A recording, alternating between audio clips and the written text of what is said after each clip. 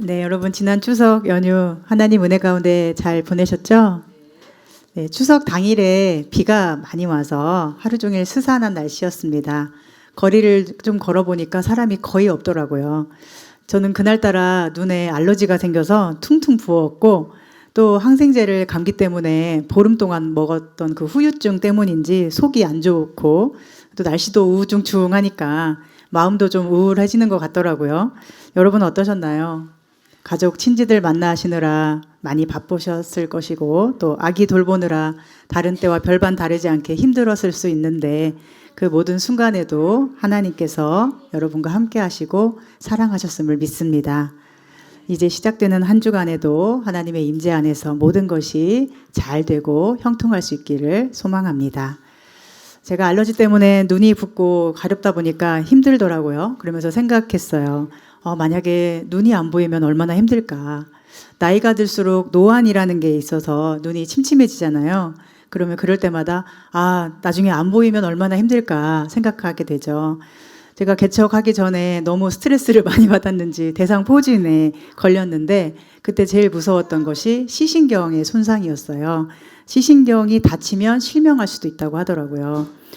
그때 굉장히 무서웠고 걱정됐던 기억이 납니다. 다행히도 시신경을 다치지 않아서 이렇게 여러분의 눈을 바라보며 말씀을 전할 수 있어서 참 감사해요.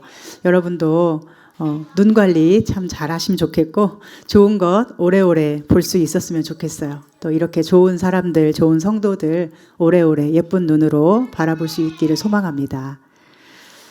오늘 말씀에 보면 눈이 멀었다가 다시가 아니죠. 눈이 날 때부터 멀었다가 뜨게 된 한 사람이 나옵니다. 그를 성경은 맹인이라고 표현하는데 저도 성경의 표현을 따라 맹인이라고 하겠습니다. 날 때부터 맹인인 사람을 예수님이 길을 가다가 보시고 그때 제자들이 이렇게 묻죠. 이 사람이 맹인으로 태어난 것이 누구의 죄 때문입니까? 자기 죄입니까? 부모의 죄입니까? 그때 우리는 예수님의 대답이 무엇인지 알고 있죠. 성경에 기록되어 있으니까요.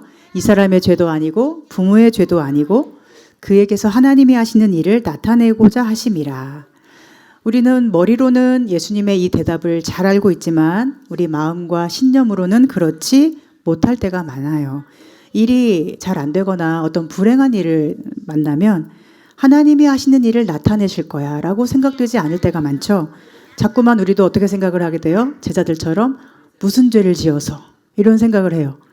그리고 그 죄를 상대방에게서 보이면 바로 잡아주고 싶은 욕구가 생깁니다. 그래서 우리가 어떻게 하냐면 지적하게 되고 가르치려고 들고 또 정죄하게 되죠.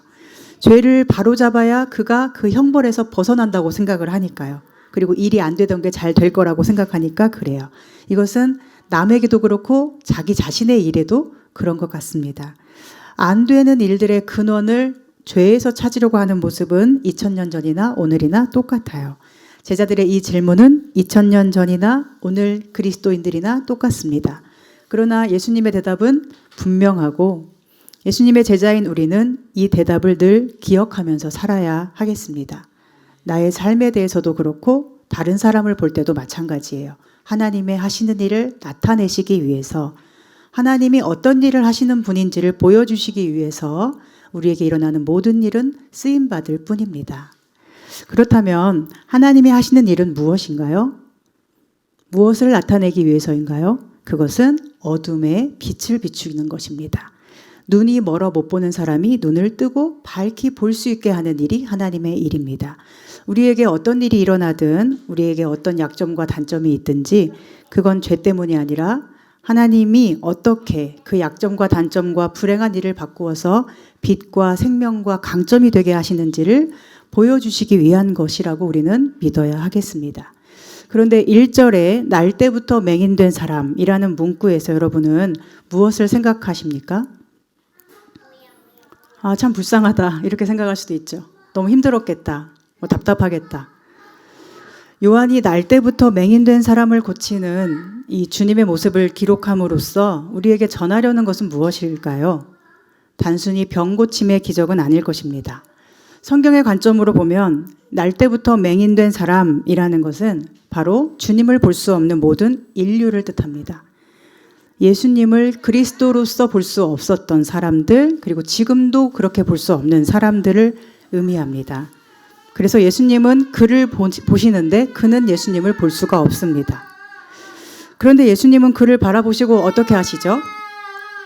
6절에 보면 땅에 침을 뱉어 진흙을 이겨 그의 눈에 바르시고 이르시되 실로암 못에 가서 씻으라 하십니다. 실로암은 번역하면 보냄을 받았다 라는 뜻이라고 해요. 그래서 이 맹인이 말씀대로 실로암이라는 연못에 가서 눈을 씻고 밝은 눈으로 돌아왔습니다. 하나님이 하시고자 하는 일은 이런 것입니다. 볼 수 없었던 사람이 볼 수 있게 되는 것, 주님을 볼 수 없었다가 볼 수 있게 되는 것. 요한이 이것을 우리에게 보여주려고 이 사건을 9장에 아주 길게 기록하고 있습니다. 예수님께서 하나님의 독생자로 오셨고 하나님의 일을 하셨지만 그 일하심을 볼 수 있는 사람이 있었고 볼 수 없는 사람들이 있었다. 우리 모든 인생은 그 일을 볼 수 없는 사람들이지만 예수님을 만나 눈을 뜨면 그때는 볼 수 있게 된다. 그리고 눈을 떠 볼 수 있게 된 사람들이 무엇을 하게 되는가를 요한은 이제 9장에 계속 기록하는 거예요. 눈을 뜬 그 사람은 이제 어떻게 하죠?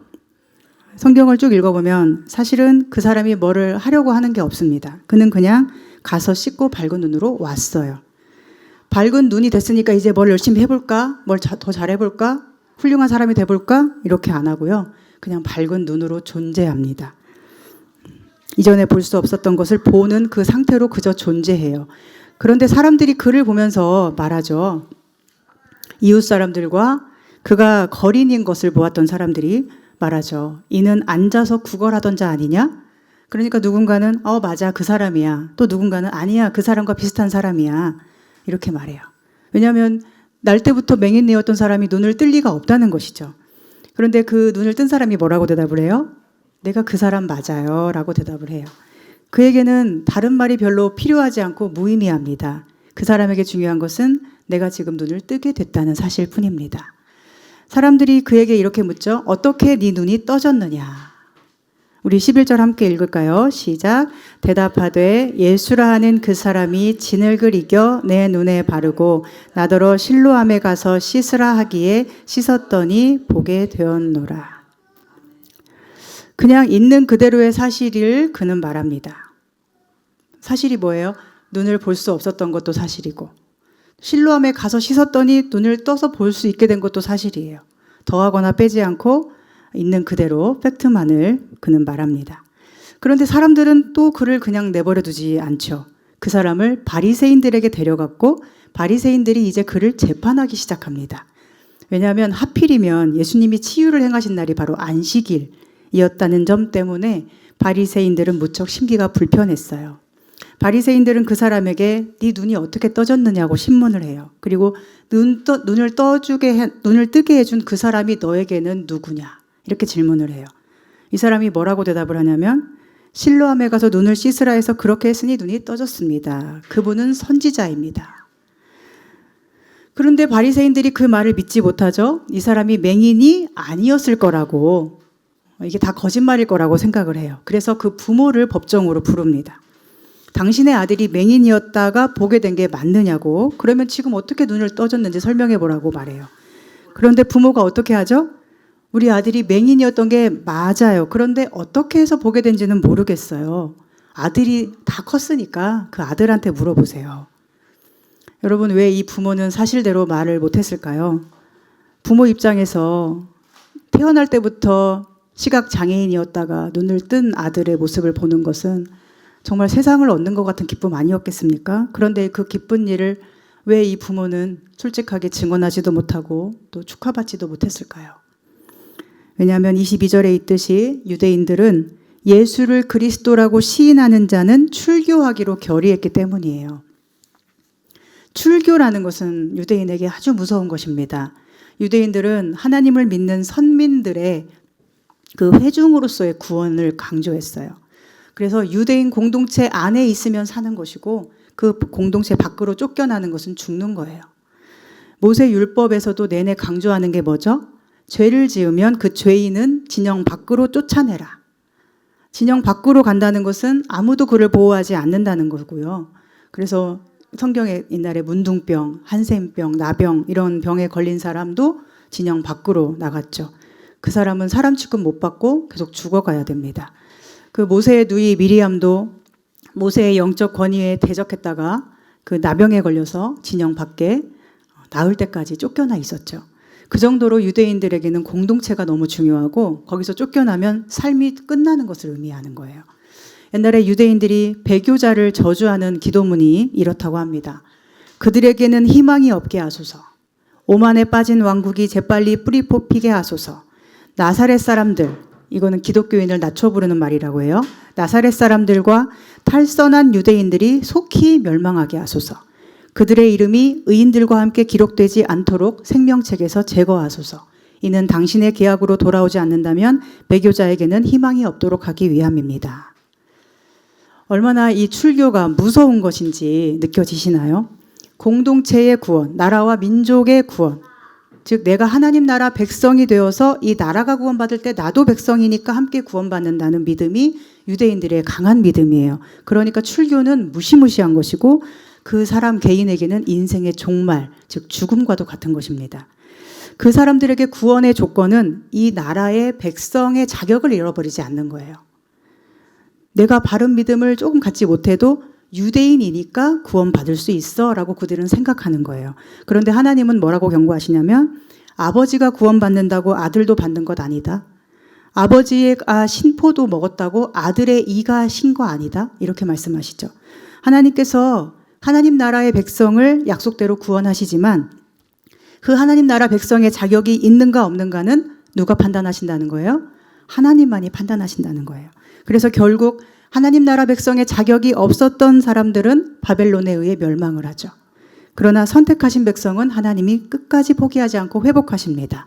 이것이 하나님의 은혜이고 그 회복의 은혜의 정점에 바로 우리 예수 그리스도가 계시죠. 그런데 이 출교를 무서워하는 것과 반대의 경향이 오늘날 한국 교회에 나타납니다. 오늘 한국 교회 성도들은 출교를 전혀 두려워하지 않죠.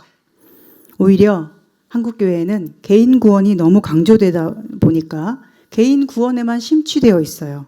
나 혼자 잘 믿고 구원받을 수 있어. 교회 안 가도 돼. 이렇게 하는 거죠. 믿음이 있다고 하면서도 교회 안 나간 사람 참 많잖아요. 그런데 이것은 유대인들과 똑같은 착각임을 기억해야 합니다. 유대인들이 나는 믿음이 없어도 유대인이기만 하면 돼 했던 것처럼 오늘 우리는 그 정반대로 교회의 공동체적인 구원을 강구하고 있다는 거예요. 예수님이 오신 목적은 무엇입니까? 예수님은 이 땅에 하나님 나라를 세우기 위해서 오셨어요. 구약에서의 구원이란 하나님의 선택받은 백성의 구원이었고 이제 신약에서 예수님이 십자가에 죽으시고 부활하심으로써 이 구원은 핏값으로 사신 교회의 공동체적인 구원으로 전환되었습니다. 따라서 우리는 어떻게 구원을 받는 것일까요? 내가 믿음으로 교회가 되어야 구원을 받아요. 우리가 믿음으로 구원받는다, 믿기만 하면 구원받는다고 할 때 그 믿음은 공동체가 전제되는 것입니다. 우리의 믿음이 뭘 믿는 거예요? 예수님의 십자가의 사랑과 부활을 믿는 거잖아요. 그런데 예수님은 십자가와 부활을 보여주신 후에 너희는 함께 모여서 성령을 기다리라고 하셨잖아요. 믿음에서 가장 중요한 요소가 함께이기 때문이에요. 함께 믿기 위해서 그리스도의 희생이 전제됩니다. 십자가의 주님을 우리가 믿는다는 것은 내가 주님을 믿는 그 믿음 때문에 십자가로 희생하겠다는 뜻이에요. 그런데 공동체가 없으면 우리가 어디에서 십자가로 희생할 수 있습니까? 내 공동체, 내 교회에 속해서 주님처럼 사랑하고 섬기고 희생하고 또한 나도 사랑을 받으면서 우리가 교회가 되어서 함께 구원을 받는 것이죠. 유대인들이 자신은 믿음이 없어도 공동체에만 있으면 된다고 착각한 것처럼 오늘 우리는 내 믿음만 신경 쓰면 된다는 착각에 빠져 사는 것은 아닌지 돌아봐야 하겠습니다. 섬김도 안 하고 희생도 없이 그저 어떤 교회 찬양 듣고 좋아하고 어떤 교회 말씀 듣고 좋아하고 어떤 교회 예배가 좋네 안 좋네 혼자 판단하면서 그렇게 혼자만의 구원을 묵상하며 사는 사람들이 세상에 얼마나 많이 있습니까? 믿음이 있는 사람은 주님이 핏값으로 세우신 교회를 사랑하게 되고 섬깁니다. 지체를 섬기고 사랑하기 위해서 자신을 희생합니다. 우리가 믿음의 참 의미를 알고 사랑으로 연합하고 섬기면서 함께 주님의 성전으로 지어져 가고 함께 구원에 동참할 수 있기를 소망합니다.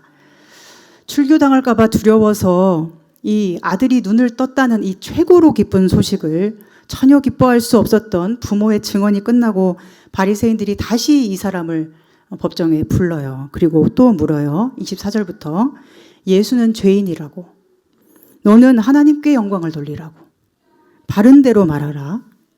왜 너는 죄인이 너를 고쳤다고 말하느냐, 이렇게 말해요.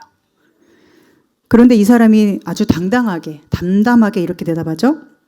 우리 25절도 함께 읽어볼까요? 시작. 대답하되 그가 죄인인지 내가 알지 못하니 한 가지 아는 것은 내가 맹인으로 있다가 지금 보는 그것이니이다. 아멘. 네, 출교를 당할 위기 앞에서도 이 사람이 믿음을 포기하지 않는 모습입니다. 그 믿음은 어떤 믿음이에요? 예수님이 죄인이 아니고 구원자 그리스도이심을 고백하는 믿음이에요. 그리고 내가 볼 수 없었던 사람인데 그분이 내 눈을 뜨게 해주셨다는 고백의 믿음입니다. 결국 바리새인들은 그를 출교하죠. 34절에 보면 그들이 대답하여 이르되 네가 온전히 죄 가운데서 나서 우리를 가르치느냐 하고 이에 쫓아내어 보내니라 합니다. 출교당했다는 거예요. 유대교 공동체로부터 분리됐다는 거예요. 배격당했다는 거예요. 이제 그 사람은 눈을 떴는데 생명 없는 존재처럼 된 거예요. 살 길이 막막하다는 것이고 죽음을 각오해야 되는 거예요. 만약 여러분이 이 사람이라면 어떻게 하시겠어요? 눈을 감고 볼 수 없었지만 그냥 먹고 살 수 있었던 삶이 좋겠어요? 아니면 눈을 떴는데 공동체에서 분리되고 미래가 캄캄하고 이제 죽을 일만 남은 삶이 좋겠어요? 어떤 게 좋으세요? 생계가 완전히 끊겨버리는 미래가 이 사람 앞에 놓이게 된 거예요. 그는 출교당했어요. 유대인들에게 하나님 백성이라는 그 자격을 잃어버렸어요. 유대인들이 굳게 믿었던 구원에서 버림받았어요. 그러면 이 사람이 다시 눈을 감고 싶은 마음이 들지 않겠습니까? 다시 눈 감으면 살 수 있잖아요. 그는 부모에게서도 버림받았어요. 부모는 자신이 출교당하지 않기 위해서 아들을 버린 거와 마찬가지죠. 그런데도 이 사람이 끝까지 예수가 그리스도이심을 고백하고 그분이 내 눈을 뜨게 해준 분이 맞다고 증언한 이유는 뭘까요? 그것은 예수님께 구원이 있다라는 이 진리에 그가 정말 눈을 떴기 때문이에요. 눈을 감았는데 뜬 척하고 있는 게 아니라 눈을 정말로 떴고 밝히 보게 됐기 때문이에요. 날 때부터 맹인된 사람이 눈을 떠서 볼 수 있게 됐다는 것은 이런 뜻입니다. 예수가 그리스도이심을 전혀 모르다가 알게 된 사람은 그것을 있는 그대로 증언할 수밖에 없고 그 증언이 자신을 출교당하게 할지라도 그것 때문에 목숨이 위태로워질 것을 알지라도 그 증언을 할 수밖에 없는 것. 이것이 예수님을 만나 눈을 뜬 사람의 변화된 삶일 것입니다. 오늘 여러분은 어떻습니까? 여러분은 눈을 뜨셨나요? 예수님 만나 눈을 뜨셨습니까? 바리새인들은 자기들이 눈을 감고 눈이 멀었다는 것을 모르고 평생을 살았습니다. 그들은 앞에 있는 것, 세상에 속한 것, 눈앞에 이익되는 것, 잘 보는 시력이 있었지만 예수가 그리스도이심을 보는 시력의 눈이 멀었습니다. 예수님을 믿어야 구원이 있다는 것을 아는 시력이 전혀 없었어요. 그걸 먼저 보게 된 사람이 아무리 증언하고 또 증언해도 그들은 알아듣지 못해요. 그래서 예수님이 그들을 가리켜 뭐라고 해요? 맹인이 맹인을 인도하면 다 망한다고 하시죠. 자기도 눈을 뜨지 못했으니 사람들을 자꾸 죽음의 길로 인도하고 그게 살 길이라고 말하는 거예요. 그들은 눈이 멀어서 끝까지 예수님을 죽여야 될 자로 판단하게 됐고 빛으로 오신 예수님을 어둠으로 삼키려고 했습니다. 그리고 빛이신 예수님을 만난 그 사람 역시도 그들은 어둠으로 삼키려고 합니다. 오늘 본문처럼 출교시킴으로써 가장 무서운 형벌을 내립니다. 인생이 끝나는 것 같은 형벌을 내립니다. 그러나 그 사람은 끝까지 예수님을 믿어요. 35절에 보면 예수님이 그가 출교당했다는 소식을 듣고는 그 사람을 찾아와 주시죠. 그리고 그에게 믿음을 물으세요. 네가 인자를 믿느냐? 그 사람이 믿고 싶습니다라고 대답을 합니다. 그러자 예수님은 네가 그를 이미 보았다. 지금 너와 말하고 있는 자가 그다. 그러자 그 사람이 뭐라고 고백을 해요? 주여 내가 믿나이다 하고 엎드려 경배를 드립니다. 저는 이 사람의 이 고백, 주여 내가 믿나이다. 이것이 저와 여러분의 참된 고백이기를 소망합니다. 지금 유대교 공동체에서 출교당하여 구원에서 배제되고 완전히 인생이 끝나버린 한 사람의 신앙 고백을 요한이 그대로 적어놔요. 예수님이 그리스도임을 보았기 때문에 보기 전과는 전혀 같을 수 없는 믿음을 우리에게 보여주는 거예요. 예수가 그리스도이심을 증언하기 위해서 모든 것을 거는 믿음을 보여주는 거예요. 우리의 믿음은 언제나 말에 있는 게 아니라 우리의 행동과 선택에 있습니다. 이 사람의 믿음과 증언과 그리스도를 향한 예배의 모습을 보면서 우리는 뭘 생각해야 될까요? 우리는 내가 눈을 뜬 사람인가 아닌가를 깊이 생각해야 됩니다. 우리는 눈을 뜨지 못하고도 내가 눈을 떴다고 착각하며 살 수 있는 존재예요. 바리새인들처럼요. 바리새인들은 자기들이 눈을 떴다고 착각을 해서 예수님을 십자가에 못 박아 죽였습니다. 이게 하나님의 일이야. 저 예수를 죽이는 게 하나님께 영광 돌리는 거야 하면서 하나님의 아들을 죽이고 자기들의 양심은 화인을 맞았죠. 오늘 39절부터 예수님이 뭘 말씀하시나요? 내가 세상에 심판하러 왔다고 하시죠. 볼 수 없다고 하는 자에게는 보게 해주고 내가 보고 있다고 하는 자들은 맹인이 되게 하려고 왔다 하십니다. 그리고 41절에 보면 너희가 맹인이라고 하면 죄가 없었겠지만 볼 수 있다고 하니 너희 죄가 그대로 있다고 말씀하세요. 우리는 여기서 한 가지 알 수 있는 게 있는데 바로 죄가 무엇인가 하는 거예요. 죄는 뭐예요? 볼 수 없는 게 죄예요. 볼 수 없다는 사실 자체가 죄입니다. 우리 모든 인생은 다 죄인이에요. 그리스도를 볼 수가 없으니까요. 사탄의 유혹과 아담과 하와의 범죄로 모든 인생은 그리스도를 볼 수 있는 눈을 상실해 버렸어요. 그런데 은혜로 그 시력이 우리에게 주어지면 그건 정말 은혜입니다. 무엇과도 바꿀 수 없는 은혜입니다. 노력한다고 해서 예수님이 그리스도로 보여지는 게 아니에요. 우리가 마음을 애써 노력한다고 해서 예수님을 사랑할 수 있는 게 아니에요. 예수님이 하나님의 아들이시고 나를 위해 다시 오신다는 믿음이 내가 막 노력한다고 생기는 게 아니죠. 우리가 눈 뜨려고 막 노력한다고 눈이 떠지는 게 아니에요. 이 모든 것은 은혜의 영역입니다. 내가 하는 게 아니라 하나님께서 거저주시는 선물이에요.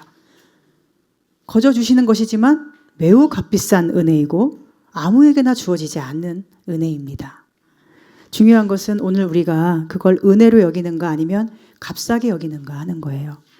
은혜를 값비싼 은혜로 여기는 사람은 오늘 이 사람처럼 행동할 거예요.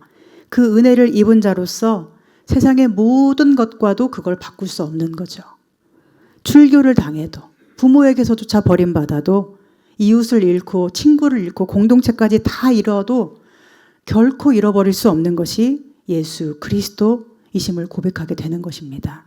그러나 이 은혜를 은혜로 받지 못하는 사람은 그 사람은 눈을 뜨고 있지 못하기 때문에 아무리 열심히 노력을 해도 늘 제자리 걸음 일 뿐이죠. 그리고 노력할수록 더 억울함만 커지고 더 힘들어져요. 왜냐하면 노력으로는 구원받을 수 없기 때문이죠. 노력으로 하나님의 은혜가 우리에게 주어지는 게 아니기 때문입니다. 그러므로 우리의 할 일은 무엇이에요? 우리가 할 일은 첫째로 눈을 뜨는 것인데 그것은 하나님의 은혜에 대한 눈을 먼저 떠야 되고요. 이 세상이 얼마나 어둠으로 물들었고 아픔으로 가득한가를 보는 눈이 뜨여야 되고 또한 내가 그 어둠 속에서 얼마나 맹인이 되어 헤매고 다니고 있는지를 그랬는가를 보는 눈이 뜨여야 됩니다. 이 맹인이었던 사람은 자기가 맹인이었기 때문에 눈을 뜰 수 있었어요. 그런데 바리새인들은 눈을 못 떠요. 예수님이 그걸 계속 말씀하십니다. 여러분 하나님의 은혜에 눈을 뜨셨나요? 하나님의 은혜가 매 순간 여러분의 눈에 밝게 보입니까? 힘든 삶에 바쁘고 분주하여 정신이 없는 삶에 혹은 우울하고 살 소망이 끊어진 것 같은 삶에도 여전히 하나님의 은혜가 햇살처럼 따스하게 나를 비추고 있음을 보는 그 은혜의 눈이 떠졌는가 하는 것입니다. 이 은혜의 눈을 뜨면 그제서야 세상이 다르게 보일 것입니다. 여러분의 인생도 다르게 보일 것입니다. 주변의 사람들이 다르게 보일 것입니다. 하나님의 은혜의 눈이 떠지고 나야만 모든 것이 다르게 보일 것입니다. 그리고 오늘 아까 우리가 드린 찬양의 고백처럼 참된 예배자가 될 수 있을 거예요. 오늘 예배자라는 찬양의 가사가 이 말씀과 참 많이 다 있는 것 같더라고요. 아무도 예배하지 않는 곳에서 주를 예배하리라. 아무도 증언하지 않는 곳에서 주를 증언하리라. 이 고백은 눈을 감았는데 할 수 있는 고백이 아니고 눈을 떠야만 할 수 있는 고백입니다. 제가 이 지축에 전혀 아무도 모르고 아는 것도 하나도 없이 오게 됐잖아요. 여러분 아시겠지만 지축이란 지명도 전혀 몰랐고 제가 무슨 청약 같은 거 당첨되는 것도 모르고 전혀 알 수 없는 지역인데 하나님께서 가르쳐 주셔서 이 낯선 땅으로 오게 됐잖아요. 부목사 사임하고 급하게 여기로 집을 알아보고 이사 온 지가 벌써 3년이 다 돼가는데 그때는 너무 힘들고 앞이 막막하고 이제 죽을 일만 남았나 보다 했어요. 앞이 안 보이니까요. 미래가 너무 캄캄하니까 그때 제가 마치 이 사람과 같지 않았을까 이런 생각을 하게 됩니다.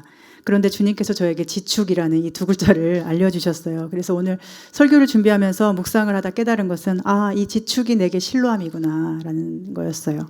실로암이라는 뜻이 보냄을 받았다잖아요. 제가 이 지축으로 보냄을 받았잖아요. 보냄을 받은 곳에 와서 살아보니까 여기 딱 있어 보니까 이곳이 나의 눈을 뜨게 하는 곳이구나 알게 되는 거예요. 거기 왜 가라고 하는지를 모르지만 가서 해보니까 그때 알게 되는 거예요. 이게 눈이 떠지는 거죠. 눈이 떠지고 나면 하나님의 은혜가 보입니다. 왜 가라고 했는지 보이기 시작해요. 예수님께서 이 사람에게 눈을 보이게 한 후에 실로암 가라고 하지 않으셨어요. 그렇지 않아도 안 보이는 눈에다가 굳이 진흙까지 또 침을 뱉어서 발라주고 그 상태로 가래요. 도대체 왜 이렇게 하시는 거지? 그걸 누가 알겠습니까? 누가 상상이나 할 수 있겠어요? 그러나 그가 이유는 모르지만 말씀대로 순종해서 갔더니 상상하지 못한 일이 벌어지죠. 눈이 떠지고 밝히 보게 되고 예수가 그리스도이심을 증언하며 하나님께 영광 돌리는 삶이 됩니다. 물론 그로 인해 그는 삶에서 고통을 당해요. 왜냐하면 다 눈을 감고 있는 세상에서 혼자 눈을 떴으니까 고통이 얼마나 찾아오겠어요. 그가 출교를 당하고 인생이 끝나는 두려움을 느끼지만 그는 보았기 때문에 정말로 눈을 떴기 때문에 거짓말을 이제 할 수가 없어요. 이것이 믿음의 삶입니다. 눈을 떠서 보게 되면 이제는 멈출 수가 없게 돼요. 그리고 그 멈출 수 없는 삶이 기쁨이 되고 행복이 되는 것이죠. 그리스도이신 예수님의 발 아래 엎드려 절하는 것이 그에게는 가장 큰 기쁨이 됩니다. 그분께서 너는 죄가 없어 하시는 것이 가장 큰 기쁨이 됩니다. 그분께서 나의 유일한 구원자이시며 심판주이시며 반드시 오셔서 다시 데려가신다는 것이 가장 큰 소망이 됩니다. 이것이 눈을 뜨는 삶의 모습입니다. 오늘 여러분이 혹시 아직 눈을 뜨지 못했다면 눈을 꼭 뜰 수 있기를 바랍니다. 예배하는 것, 또 교회에서 어떤 봉사를 하는 것, 다 눈을 뜨고 하시길 바랍니다. 예수님은 어둠에 빛을 주려고 맹인의 눈을 뜨게 하여 주님을 알아보고 참된 구원을 얻으라고 우리에게 오셨습니다. 우리가 눈을 뜨는 것은 하나님의 은혜이지만 그 은혜는 받아도 되고 안 받아도 되는 게 아니에요. 반드시 우리에게 일어나야 되는 일이에요. 눈을 떠야만 우리는 주님의 사랑을 비로소 알 수 있고 눈을 떠야만 정말로 우리가 하는 일이 주님의 일이 될 수 있고 눈을 떠야만 더 이상 우리가 죄인이 아닐 수가 있기 때문이에요. 눈을 감고 하는 한 모든 일은 죄가 됩니다. 나는 의롭게 한다고 하는데 그게 눈을 감고 하면 그건 어둠이 되고 죄가 되는 거죠. 그러나 눈을 뜨고 하면 나는 부족하다고 여겼지만 하나님께서 의롭다고 해주십니다. 이게 은혜입니다. 그리고 여러분이 눈을 뜨셨다면 더 크게 뜨고 더 밝히 볼 수 있기를 바랍니다. 믿음의 시력이 확장되고 깊어지기를 바랍니다. 마가복음 8장에 보면 예수님이 한 맹인을 고치시는데 그때도 그 사람 눈에 침을 뱉으시면서 안수하시고 뭐가 보이냐고 물어요. 그러자 그는 시력이 조금 회복되었는지 이렇게 말해요. 사람들이 보입니다. 나무 같은 것들이 걸어다니는 게 보입니다. 그의 시력이 완전하게 회복된 게 아니에요. 희미하게 보는 거예요. 그러자 예수님이 다시 안수하시죠. 그랬더니 이번에는 사물을 주목하여 볼 수 있다고 성경에 기록해요. 모든 것을 밝히 볼 수 있게 되었다는 거예요. 지금 눈이 조금 떠졌을 수 있습니다. 그런데 조금만 눈이 떠져도 안 보였던 사람에게는 그것이 경이로운 기쁨이 될 것입니다. 그 기쁨은 무엇과도 바꿀 수 없는 하나님의 선물이 될 것입니다. 그런데 사람들이 형체만 보이고 나무처럼 걸어다니는 모습만 보이면 그것으로 우리는 만족해야 하겠습니까? 아니면 더 밝히 보고 주목하여 볼 수 있어야 하겠습니까? 조금 보게 된 사람은요, 그걸로 만족하지 못해요. 예수님을 만난 사람은 그걸로 만족하지 못해요. 더 예수님을 보고 싶고 더 만나고 싶어지는 거죠. 예수님과 하나님 나라를 향한 목마름과 그리움으로 더 배가 고파지는 거예요. 아무리 보고 또 봐도 더 보고 싶어지고, 아무리 말씀을 먹고 또 먹어도 더 먹고 싶어지는 거예요. 늘 그 나라에 배가 고프기 때문이에요. 이것이 바로 성경이 말하는 심령이 가난한 자, 의에 줄이고 목마른 자의 모습입니다. 우리가 항상 목말라 하고 배고파야 하는 대상은 이 세상의 것이 아니라 바로 주님을 향한 그리움이 되어야 됩니다. 주님을 바라보기 원하는 갈망에 배고픈 사람이 참된 신앙인이라고 할 수 있어요. 주님께서 실로암으로 우리를 보내시는 이유는 눈을 떠서 밝히 보라는 것이고, 또 그 밝은 눈으로 이제 뭘 하라는 걸까요? 이 어둠의 세상에 빛을 비추라는 거예요. 오늘 본문 4절에 보면 때가 아직 낮음에 나를 보내신 이의 일을 우리가 해야 한다고 예수님이 말씀하세요. 예수님이 계셨던 그 당시는 빛이 비추는 낮이었다면, 예수님이 이 땅에 계시지 않는 지금은 어떤 시간이에요? 예수님의 빛을 받은 우리가 세상에 빛을 비춰야 되는 밤 시간이에요. 우리가 빛을 비춰야 돼요. 저는 우리 교회가 그 일을 하도록 세워졌다고 생각합니다. 말씀의 빛, 로고스 교회. 주님의 말씀이 빛이 되고 생명이 되어 어둠을 밝히도록 부름받은 교회라는 뜻이에요. 저는 여러분이 이곳에 오신 것도 실로암으로 보냄받은 거라고 믿습니다. 이곳에서 믿음의 눈이 밝아져서 더 맑은 눈으로 이 세상의 어둠을 보고 그 어둠 속에 빛을 비추라고, 그래서 못 보던 영혼들이 눈을 떠서 밝히 보게 되는 그 일을 함께 하라고 우리를 보내셨다고 믿습니다.